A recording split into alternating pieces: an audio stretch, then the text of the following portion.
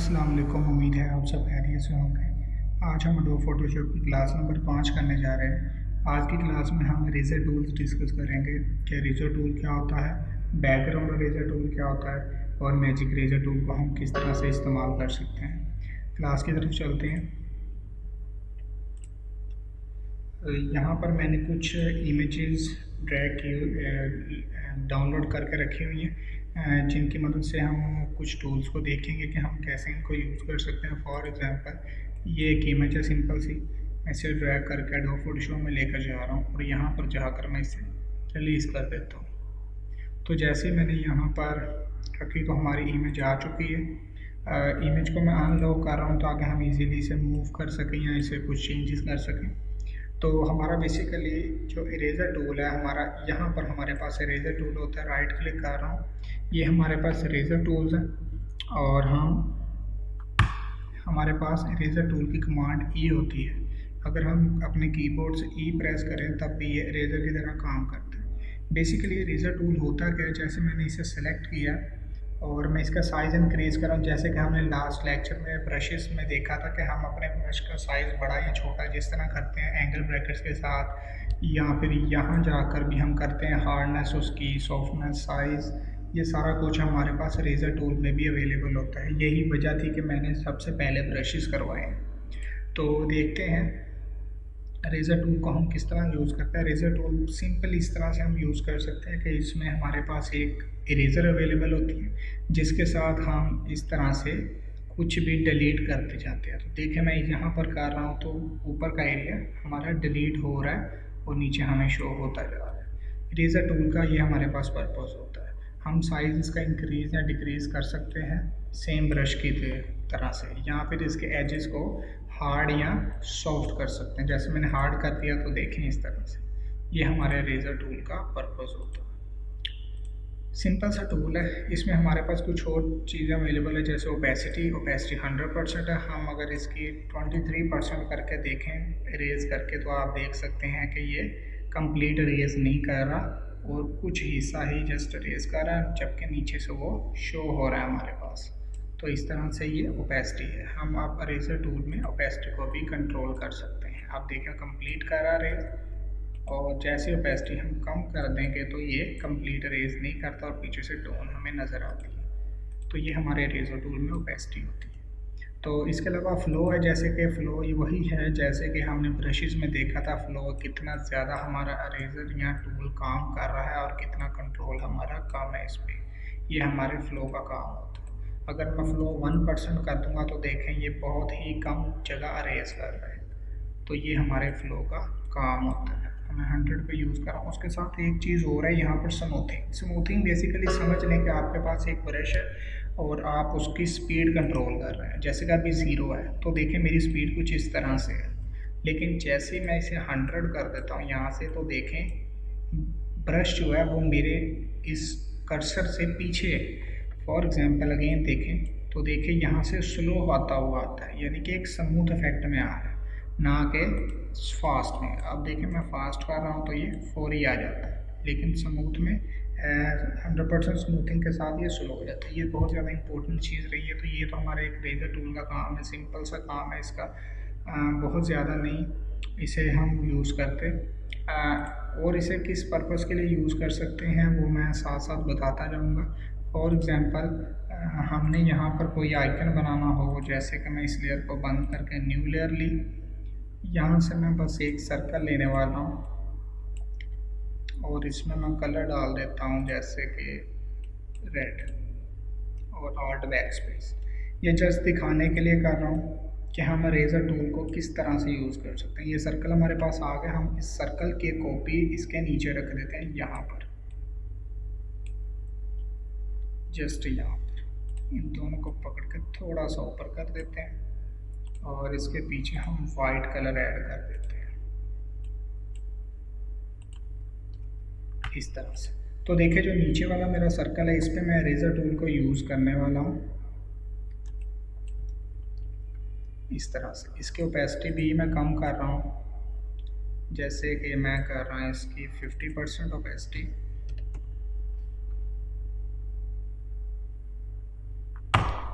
और eraser tool लेकर यहाँ से मैं इसे इस तरह से कर दूँ।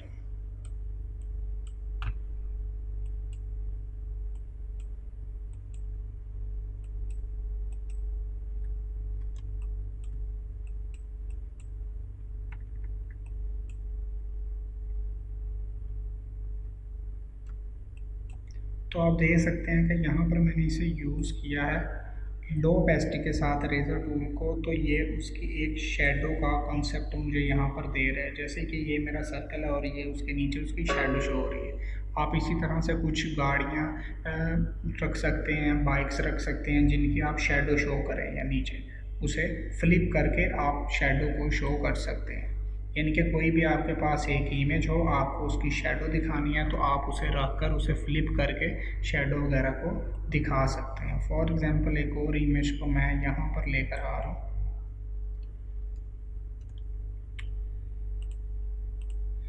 ये दोनों लेयर्स में डिलीट की, ये रखी। इस लेयर की मैं कॉपी ले लेता हूँ, कंट्रोल जे, और कॉपी को मैं कंट्रोल टी करके यहाँ से राइट क्लिक करके फ्लिप वर्टिकल कर देता हूँ। जैसे फ्लिप वर्टिकल किया और मैं इसे यहाँ रखने वाला हूँ और ये वाली लेयर को मैं नीचे कर देता हूँ। याद रखें अभी मेरी लेयर रेस्टराइज नहीं है तो मुझे पहले इसे रेस्टराइज करना है। Right click, rasterise. अब मैं इसे रेज़र टूल के साथ, हम रेज़र टूल भी यूज़ कर सकते हैं, नहीं तो इसकी ओपेसिटी भी यहाँ से कम करके कर सकते हैं। जैसे कि 50% ओपेसिटी कर देता हूँ और फिर यहाँ से इरेज़र को यूज़ करता हूँ इस तरह से।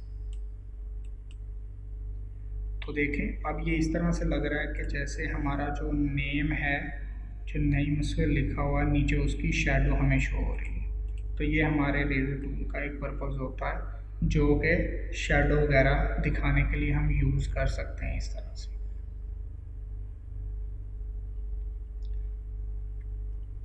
तो हमारा सिंपल रेज़र टूल को हम जस्ट रेज़ करने के लिए यूज़ करते हैं, उसके अलावा कुछ शेडो इफ़ेक्ट देने के लिए यूज़ करते हैं। जैसे अक्सर अक्सर हम बॉक्सेस के एडवर्टाइजमेंट में देखते हैं कि बॉक्सेस के नीचे उसी बॉक्स की शेड नज़र आ रही होती है, तो वो शेड ऐड करने के लिए हम रेज़र टूल को भी यूज़ कर सकते हैं, यानी कि हाफ को हम डिलीट कर देते हैं। अब नेक्स्ट टूल्स हम देखते हैं। नेक्स्ट टूल बेसिकली हमारे जो आते हैं वो है हमारा बैकग्राउंड रेज़र टूल। इसके लिए मैं एक पिक्चर लाऊंगा यहाँ से,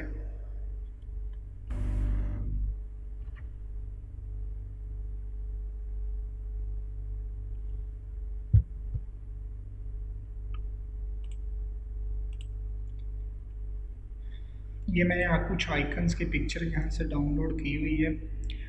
ये मैंने जस्ट इसीलिए डाउनलोड की हुई है कि ये हमारे पास बहुत काम की चीज़ें आप गूगल से ले सकते हैं। बनी बनाई अक्सर डिज़ाइनर को ये काम आती है, क्योंकि हम अपनी फ्लायर्स, पोस्टर या लोकेशन वगैरह का आइकन, व्हाट्सएप नंबर, इस तरह का आइकन हमें ज़रूरत पड़ती है, तो हमें ज़्यादा खपना नहीं पड़ता शुरू से बनाने के लिए, हम लेकर उन्हें चेंज कर लेते हैं अपने अकॉर्डिंग। तो इसीलिए मेरी कोशिश ये है कि हमें जल्द से जल्द कुछ अच्छी चीज़ें आपको बताऊं जो आपके लिए हेल्पफुल यूज़ हों। तो इसीलिए मैंने ये एक पिक्चर डाउनलोड की है। अब प्रॉब्लम क्या है कि हमारी पिक्चर के पीछे ये आ रहा है, तो हम ये रिमूव कर सकते हैं अपने क्विक सिलेक्शन टूल से, मैजिक वैन टूल से, सबसे सिलेक्ट करके रिमूव कर सकते हैं। इसके अलावा हम इरेज़र टूल से भी यही काम कर सकते हैं। जैसे कि मैं यहाँ से देख रहा हूँ बैकग्राउंड इरेज़र टूल, सेकेंड वाला हमारे पास इरेज़र टूल है। ये क्या काम करता है, सॉरी पहले हम लास्ट वाला इरेज़र टूल देखते हैं, magic eraser tool. Magic eraser tool हमारा सेम उसी तरीके से काम करता है जैसे कि हमारा यहाँ से मैजिक वैन टूल काम करता है। एक बार क्लिक करो तो सारा एरिया सेलेक्ट कर लेता था जो वन कलर के साथ था।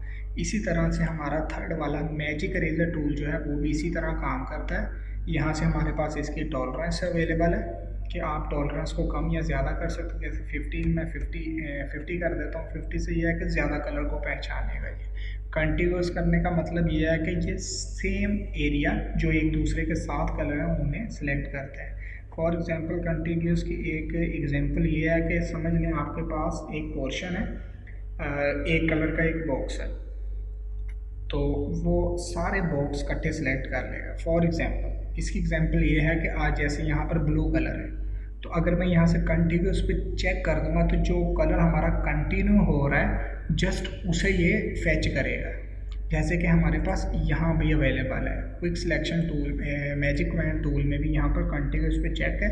मतलब देखिए मैं ब्लू पे क्लिक किया तो जस्ट ये वाला ब्लू सेलेक्ट हुआ, यानी कि यहाँ पर बाउंड्री आ गई, इससे आगे वो सिलेक्ट नहीं कर रहा, यानी सिर्फ कंटिन्यू कलर को किया उसने।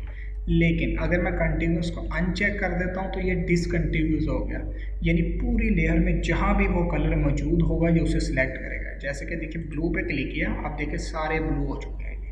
तो ये मकसद होता है हमारे कंटिन्यूस का।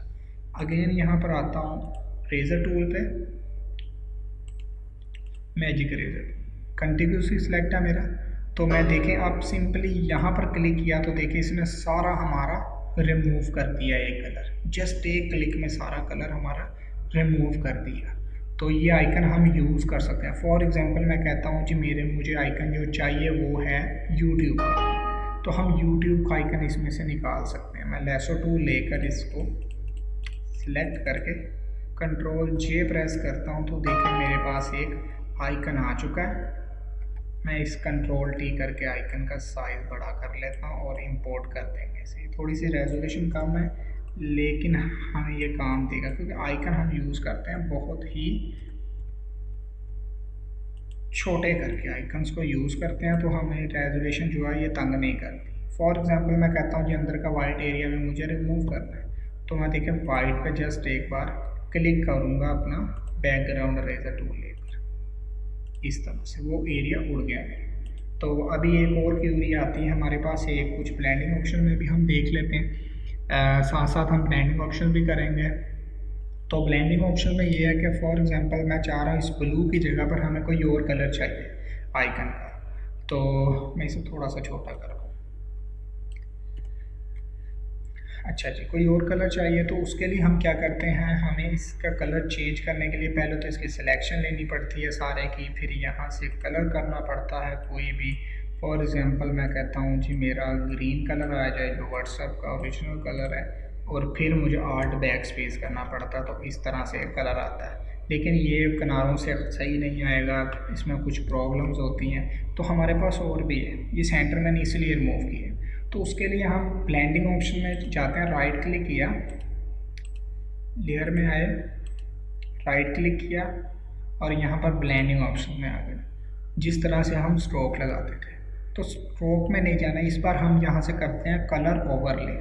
कलर ओवरले का मकसद ये होता है कि ये हमारा इफेक्ट ही होता है जिसे हम लेयर स्टाइल बोलते हैं। तो ये हमारा कलर इसके ऊपर एक कलर की लेयर बना देता है। जैसे कि इसे मैंने चेक किया, चेक करने पे आप देख सकते हैं हमारे पास यहाँ कुछ ऑप्शन आ रहे हैं। ब्लेंड मोड अभी हम डिस्कस नहीं करने वाले, यहाँ पर हमने कलर अपना सेट कर लेना। मुझे ग्रीन चाहिए था, मैं यहाँ से ग्रीन ले रहा हूँ, ये वाला। ओके, देखिए ग्रीन कलर आ चुका है। फिर मेरे पास यहाँ पर ऑप्शन है ओपेसिटी, यानी कि ये जो आपका कलर का ओवरले वो कितना आपका डार्क होना चाहिए, कितना उसका शदीद होना चाहिए।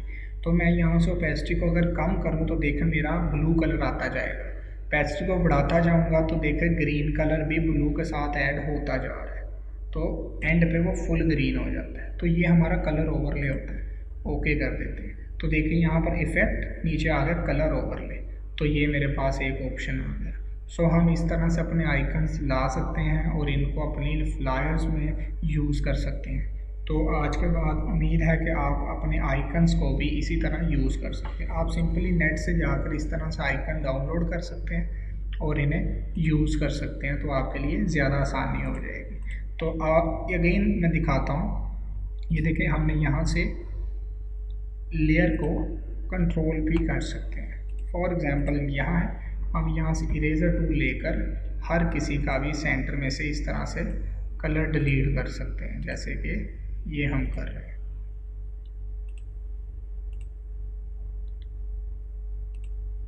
इस तरह से ठीक है, जैसे जैसे मैं क्लिक कर रहा हूँ वो वाइट एरिया जो है उसका रिमूव होता जा रहा है, एक एक का हो रहा है। अगर हम डिसकंटिन्यूस कर दें और फिर क्लिक करें तो देखो सबका वाइट एरिया डिलीट हो चुका है, और ये हमारे लिए एक फ़ायदेमंद चीज़ है, हमें एक एक पर नहीं करना पड़ रहा। और अब देखें मैं जो एक बनाया था व्हाट्सएप का, मैं उसे राइट क्लिक करके कॉपी लेयर स्टाइल बंद कर देता हूँ और नीचे वाले पे इस लेयर पे आके right click paste layer style. देखिए जैसे मैंने पेस्ट किया सारे इसके कलर्स चेंज हो चुके हैं। तो ये हमारा कलर ओवरले का काम है। हम अपने कलर इसके ऊपर ओवरले ऐड कर सकते हैं किसी भी डिज़ाइन को, इसमें से एक एक को हम निकाल भी सकते हैं। तो ये हमारा एक आज की एक फ़ायदा हो गया क्लास का। तो इसमें हम ये करते हैं, इस control shift S class WhatsApp, यहाँ पर जाकर हम कर देते हैं जी इसे PNG और सेव। अब देखें तो हमारे पास ये जो अभी हमने PNG एक्सपोर्ट किया है ये हमारे पास आइकन आ चुका है। तो हम अब आसानी से इस आइकन को उठाकर किसी भी फ्लायर में इस्तेमाल कर सकेंगे। तो ये हमारा हो गया बैकग्राउंड इरेजर टूल का काम कि हम बैकग्राउंड इरेजर टूल को इस तरह से यूज़ कर सकते हैं। चले जी, नेक्स्ट हमारा जो यहाँ पर इरेजर टूल आता है वो है हमारा, सॉरी हमने अभी मैजिक इरेजर टूल की है, अब हम करने वाले हैं background eraser tool. Background eraser tool को समझने के लिए ये बेसिकली क्या काम करता है, किसी भी कलर का बैकग्राउंड कलर रिमूव कर देता है। ये खुद एक इंटेलिजेंट टूल है और फेच करता है कि किसी चीज़ का बैकग्राउंड क्या है। ये भी हमारा सिंपल कलर्स के लिए यूज़ होता है, सॉलिड कलर्स के लिए। एक बार हम इसका प्रैक्टिकल किसी इमेज के साथ करना चाहेंगे।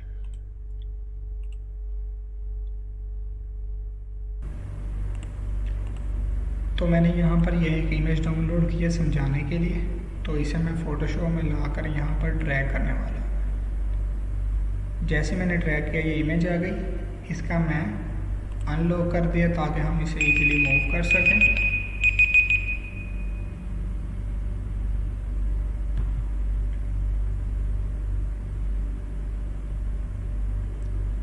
तो यहाँ पर हम लेते हैं बैकग्राउंड इरेजर टूल। अच्छा, अब देखें मैं इसका साइज़ इंक्रीज़ कर रहा हूँ सेम उसी तरीके से जैसे। अच्छा एक चीज़ और बता दूँ, अभी देखें मेरा कैप्स लॉक ऑन है तो ये एक प्लस का निशान आता है, तो ये हमारा आप ख़त्म कर सकते हैं कैप्स लॉक को ऑफ करके। तो ये इशू है, ठीक है। तो यहाँ पर हम बैकग्राउंड इरेजर टूल ले लिया हमने। आप देखें तो बैकग्राउंड इरेजर टूल में भी हमारे पास कुछ यहाँ पर ऑप्शन अवेलेबल है। ये भी हमारा एक ब्रश ही है, बस ऊपर नीचे कुछ इसमें चेंज है ऑप्शंस, बाकी सेम ऑप्शन है। उसके अलावा यहाँ पर भी हमारे पास कंटिन्यूस और डिसकंटिन्यूस और फाइंड एजेस आता है। हम इसे कंटिन्यूस ही रहने देते हैं ताकि ये हमारा एरिया जो है कंटिन्यू एरिया को फेच कर सके। तो यहाँ पर टॉलरेंस भी अवेलेबल है, हम टॉलरेंस को कर देते हैं 15%। तो देखिए मैं यहाँ से, अब देखो मैं यहाँ पर डिलीट कर रहा हूँ तो मेरा जो कर्सर है ये बिल्डिंग्स के ऊपर भी है, लेकिन बिल्डिंग्स को डिलीट नहीं कर रहा। बेसिकली जो कर्सर के सेंटर में प्लस का निशान आप देख रहे हैं, ये प्लस का निशान जिस भी कलर के ऊपर जाएगा ये उस कलर को डिलीट करेगा। जैसे ये ऊपर कुछ बादल शो हो रहे हैं, जब मैं बादल के ऊपर यहाँ से लेकर जा रहा हूँ तो वो डिलीट नहीं हो रहा, लेकिन बादल के ऊपर लेकर आना हो तो देखें ये उसका कलर को फेच कर रहा है। तो इस तरह से ये उसे डिलीट करता जा रहा है। यहाँ पर भी मैं साइड पे लेकर जा रहा हूँ, ये देखिए ऊपर है लेकिन उसने बिल्डिंग को नुकसान नहीं पहुँचाया। ये देखिए नीचे क्लिक कर रहा हूँ तो वो जस्ट नीचे वाला एरिया बैकग्राउंड डिलीट कर, लेकिन जैसे ही मैं बिल्डिंग पे क्लिक कर दूंगा ये प्लस का निशान, तो वो बिल्डिंग का कलर फेच कर लेगा। तो हमने ये ख्याल करना है कि प्लस का निशान हमारा उस कलर के ऊपर हो जो हम डिलीट कर रहे हैं, इस तरह से।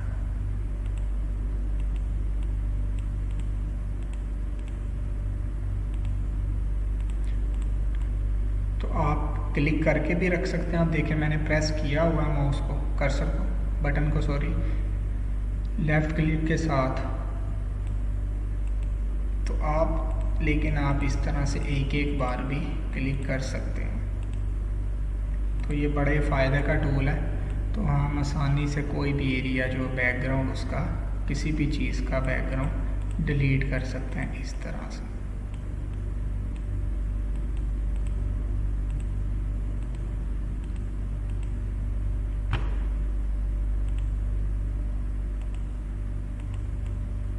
देखिए हमारे पास बहुत ही अच्छा रिज़ल्ट आया यहाँ पर और हमने इसका बैकग्राउंड आसानी से रिमूव कर लिया। लेकिन जब मैं इसके नीचे एक ब्लैक लेयर रखता हूँ ताकि हमें पता चले किस लेवल का हमें कलर हुआ है, डिलीट, तो देखें ब्लैक कलर रखने पर हमें ये गंदा सा कलर नज़र आने लगा। तो उसे रिमूव करने के लिए हम सिंपल इरेज़र भी यहाँ से लेकर और पीछे वाला एरिया जो है लेयर, और इस तरह से उसे भी रिमूव बाद में कर सकते हैं। इस तरह से आप ज़्यादा बेटर है तो आप यूँ करें, पहले अपने एरिया की सिलेक्शन ले लें। जैसे कि मैं यहाँ पर कंट्रोल प्रेस करके ये जो थंबनेल लेयर का बिल्डिंग्स का, इस पर क्लिक करता हूँ तो देखिए अब मेरी बिल्डिंग्स सिलेक्ट हो चुकी हैं। इसे मैं डिससेलेक्ट कर देता हूँ और इसे भी, ये मैंने आर्ट के साथ ख़त्म कर दिया। तो ये बिल्डिंग्स हमारी सिलेक्ट हो चुका है। अब ये होगा कि बिल्डिंग्स हमारी पे कोई भी कलर टूल अफेक्ट नहीं करेगा। कंट्रोल शिफ्ट आई के साथ सिलेक्शन इन्वर्ट कर लिया। अब देखें मेरा ये ब्लैक वाला एरिया सिलेक्ट है, तो ई प्रेस करके मैं इरेज़र ले ली और अब भी मैं इसे इरेज़ कर सकता हूँ, या फिर आप सिंपल डिलीट प्रेस कर दें। तो देखें बहुत ही अच्छा रिज़ल्ट हमें बिल्डिंग्स का यहाँ से मिल चुका है। आप ब्लैक कलर रख कर देखें तो बहुत ही अच्छे से इसने आसानी से इसे ख़त्म कर दिया इसका बैकग्राउंड। तो ये हमारा बैकग्राउंड इरेज़र टूल की वर्किंग है। हम अपने बैकग्राउंड इरेज़र टूल को कुछ इस पर्पस के लिए भी यूज़ कर सकते हैं। अब चाहे आप इसका बैकग्राउंड चेंज कर लें या शेडो दे दें पानी में, या कोई भी इफ़ेक्ट करने के लिए आप इस टूल को यूज़ कर सकते हैं।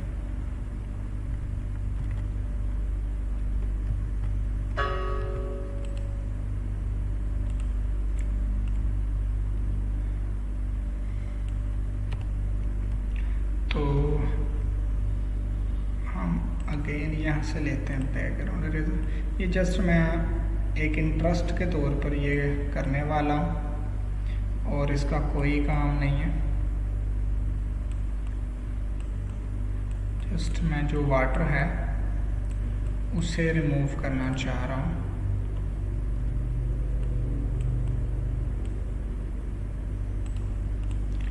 हम इसके लिए दूसरे टूल्स भी यूज़ कर सकते हैं, लेकिन मैं चाह रहा हूँ कि मैं सिर्फ इरेज़र टूल्स को यूज़ करके इसे रिमूव करूँ। तो देखें मैंने ये वाटर भी रिमूव कर दिया है। बिल्डिंग का जो नीचे वाली शेड है वो भी हमारी कुछ इस तरह से आ रही है। तो मैं पानी में बिल्डिंग्स की शेडो देना चाह रहा था, तो मैंने यहाँ पर इसे रखा। तो आप देखें ये बहुत अच्छा इफ़ेक्ट हमें लग रहा है। मैं ओपेसिटी इसकी कर रहा हूँ 20%, तो आई थिंक 20% ज़्यादा है, 15 करनी चाहिए। तो 15% मैंने इसको कर दिया। तो अब आप देख सकते हैं ये हमारा पहले का रिज़ल्ट है, ये वाला, ठीक है, और ये हमारा बाद का है। तो हम इस तरह से अपनी शेडो ऐड कर सकते हैं और आई थिंक ये बहुत ही अच्छा इफ़ेक्ट हमें लग रहा है शेडो का। तो काफ़ी है आज के लिए इतना। आज की क्लास में हमने देखा इरेज़र टूल। अब हम अपनी असाइनमेंट्स जो हैं, उम्मीद है कि हम किसी भी इमेज का आसानी से बैकग्राउंड जो है वो कम्प्लीटली रिमूव कर देंगे।